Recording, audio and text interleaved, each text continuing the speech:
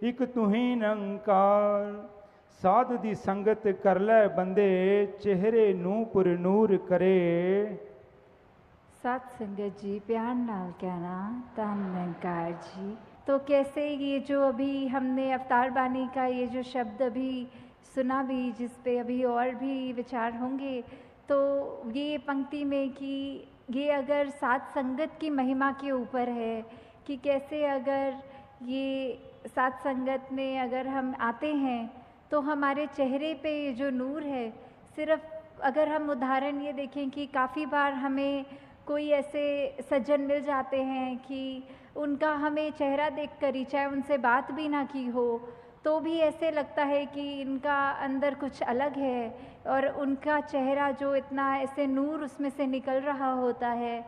तो वो जो है बात की कैसे सात संगत की ही महिमा है कि किस तरह अगर हम संगत आते हैं, जो सारे यहाँ ये अमोलक वचन सुनने को मिलते हैं, तो वो जब हम अपने जीवन में उतारते हैं वो एक एक शब्द को एक एक कर्म में ढालते हुए, तो अपने आप वो जो मन में चैन आता है, ये चेहरे पे एक सहज भाव होने की वजह से एक ये जो नूर आता है कि हर पल ये जो आनंद की अवस्था होती है उसको प्राप्त कर लेते हैं। हाँ जी। साध दी संगत कर लै बंदे, मैल दिलां दी दूर करे। तो यही जो सात संगत में हमारी सिखलाई होती है, हमारे को सिखाते हैं कि मन में हमें किसी के लिए भी एक ऐसे भाव नहीं रखने जो पहले तो हमारे ही मन को दूषित करेंगे, और बाद में जो हम भाव रखते हैं दूसरे के लिए तो उस तक भी पहुंचने पर वो इतना उसका इम्पैक्ट जो होता है कि अपना मन तो गंदा किया ही, उसको वो शब्द भी कड़वे बोले और आगे उसको भी वो जो सुनने वाला है आगे व्यक्ति, उसके ऊपर भी वो जो उसके मन को बाद में ठेस पहुंचेगी।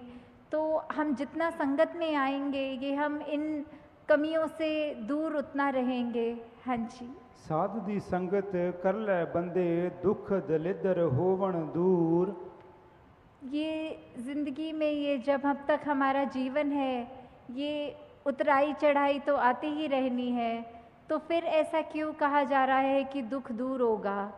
ये सिर्फ इसलिए कि ये जब हमें ब्रह्म ज्ञान मिल जाता है, हमें अपना असली पहचान अपनी समझ आ जाती है, ये प्रभु परमात्मा निरंकार हमारे चारों ओर है, ये एहसास हर पल जब रहता है, तो उसके बाद हम जब मान लेते हैं कि ये निरंकार पूरा है, इसका किया सब पूरा है, तो अगर ये हमारी जहाँ ज़िंदगी है, चाहे हमारे मटेरियलिस्टिक रूप में या स्वस्थ रूप में या कोई भी ऐसी चीज़ जो हमें उस समय लग रही हो कि हमारे ये अनुकूल नहीं है, तो भी इसमें भी उस सिचुएशन के अंदर भी हमें ये पता है कि तेरा किया सब पूरा है, तो उस समय यही भाव होते हैं कि चाहे ये सिचुएशंस हमारे अकॉर्डिंग नहीं है, पर ये निरंकार की दी गई घड़ियां हैं, ये सिचुएशंस हैं, तो ये भी बिल्कुल ही ठीक हैं, क्योंकि जो निरंकार ने दिया है सब उसमें शुक्राना भाव, वो जैसा भी सिचुएशन है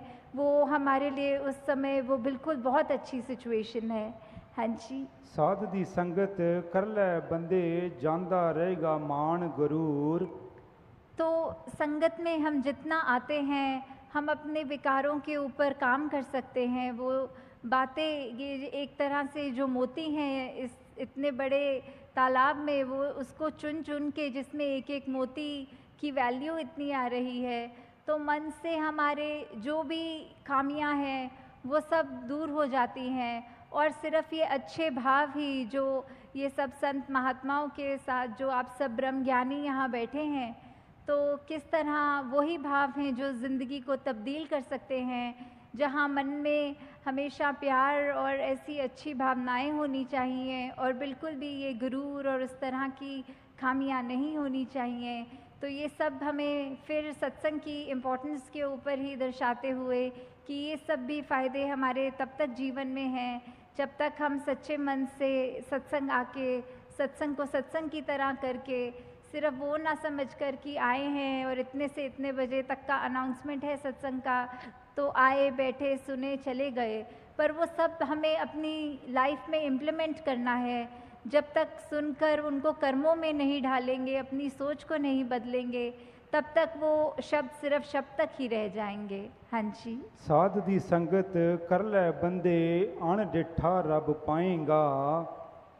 तो जब हम ये संतों के बीच में विचरण कर रहे हैं अपना ये संगत में, तो ये हमें क्या, ये हर एक जो संत है, ब्रह्मज्ञानी है, वो परिचित है इस प्रभु परमात्मा निरंकार से। सबने रूबरू होकर आमने सामने ये परमात्मा को जहाँ देखा है, और वहाँ कहा भी जाता है कि ये परमात्मा को कोई नहीं देख सकता, पर यहाँ इतने दावे से अवतार वाणी में ये अगर अंकित है कि ये अनडिठा दिखेगा, तो उसका मतलब क्या है कि हम जब तक अपने आप को सरेंडर नहीं करते, ये हमारी जिज्ञासा कि हमारी असली पहचान, हमारा मकसद, हम क्या इस जीवन में करने आए हैं और किस से आए हैं, किस में जाना है, जब तक वो अपना नहीं समझेंगे, सिर्फ ये शरीर तक ही में सीमित हो जाते हैं कि ये शरीर ही मैं है। पर ऐसा नहीं है, जो आत्मा है ये तो शरीर से बहुत ऊंची है, ये इसी परमात्मा का अंग है जो हमारे अंदर है। तो कैसे हमें ये ब्रह्म ज्ञानियों के संग करने से ये ज्ञान की दात अपनी झोली में भी मिल सकती है। हाँ जी। साध दी संगत कर लै बंदे फलदा फुलदा जाएगा। तो ये फलदा फूलदा का भाव जो होता है कि कैसे हम खुशी हर समय की वो ले सकते हैं कि अगर कुछ ऐसा भी है जो हमारे को ठीक नहीं लग रहा, हमारा मन परेशान होने की बजाय उस घड़ियों में भी कैसे खुशी ढूंढे। तो ये सब तभी है जब हमारे मन में वो कामनेस होगी, हमारे मन में ये सिर्फ अपने आप को सेल्फ फोकस्ड रख के कि हमने सत्संग आना है, अपना सुधार करना है, दूसरों की कमियों पे उंगली नहीं, उनकी कमी नहीं देखनी, बल्कि अपने आप को देखना है। तो ये हम तब तक ही प्रफुल्लित होंगे जब तक हम ये सत्संग सुनकर अपने अंदर ही वो भावों के अंदर उजाला पैदा करें। जी। साध दी संगत कर लै बंदे पीवेगा तू अमृत रस।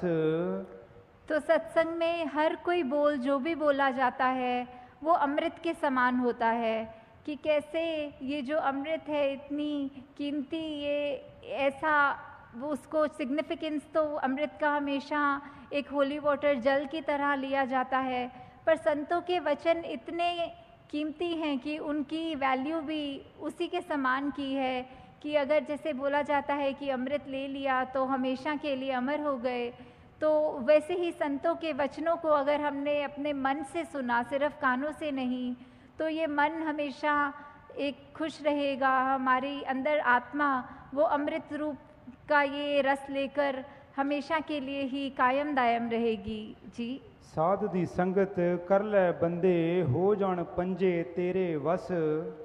तो ये पंजे, ये पांच वो जो हम सुनते हैं कि ये इंद्रियां होती हैं, काम क्रोध मोह लोभ अहंकार, तो ये पांच हमारे ऊपर कैसे कभी कभी हावी हो जाती हैं। किसी ने अगर कुछ कह दिया, थोड़ा सा भी तारीफ कर दी, तो वो मन में अहंकार आ जाता है। कभी तो उस एक्सटेंट तक भी आ जाता है कि वो इतना सूक्ष्म होता है, हमें पता तक नहीं लगता कि कैसे हमारे अंदर किसी की तारीफ ना भी करे हुए हमें अपना गुण कोई खुद ही अगर रियलाइज़ हो जाता है, तो वो हमारे जैसे बोलते हैं सर पे चढ़ जाती है बात कि कैसे वो धीरे धीरे वो हमारा अहंकार का रूप ले लेता है।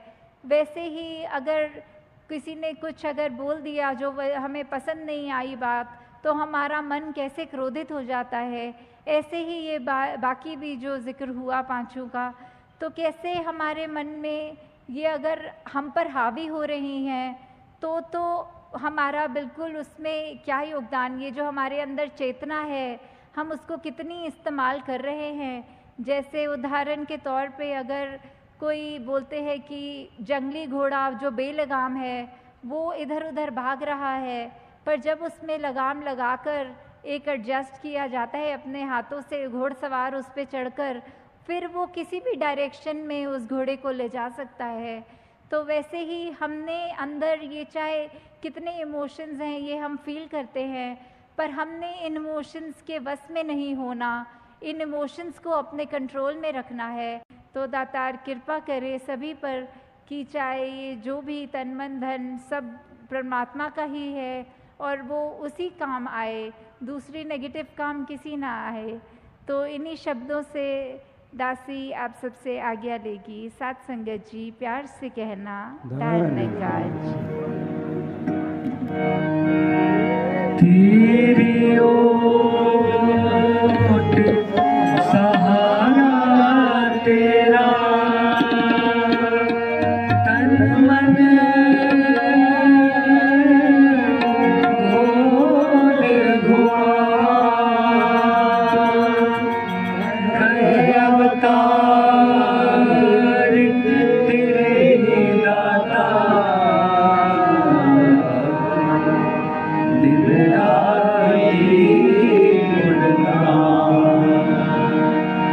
कहे अवतार तेरे दाता दिन राती गुणगान। एक तू ही निरंकार, एक तू ही निरंकार, तू ही निरंकार, एक तू ही निरंकार।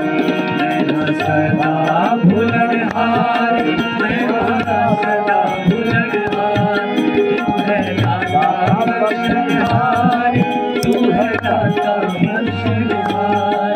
मेरे अवगुण नाचिता, मेरे अवगुण नाचिता, तू ही निरंकार, एक तू ही निरंकार, तू ही निरंकार, एक तू ही निरंकार। तेरा रूप है संसार, तेरा रूप है संसार, सबका भला करो करतार, सबका भला करो करतार। मेरी मंग है दातार, मेरी मंग है दातार, तू ही निरंकार, तू ही निरंकार, तू ही निरंकार, तू ही निरंकार।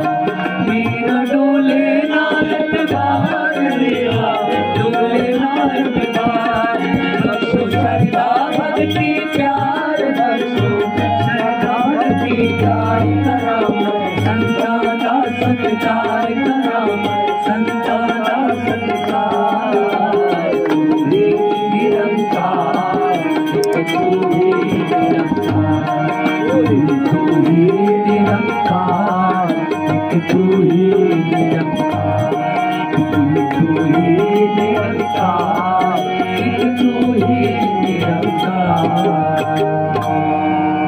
सत्संगत जी प्यार से कहना है।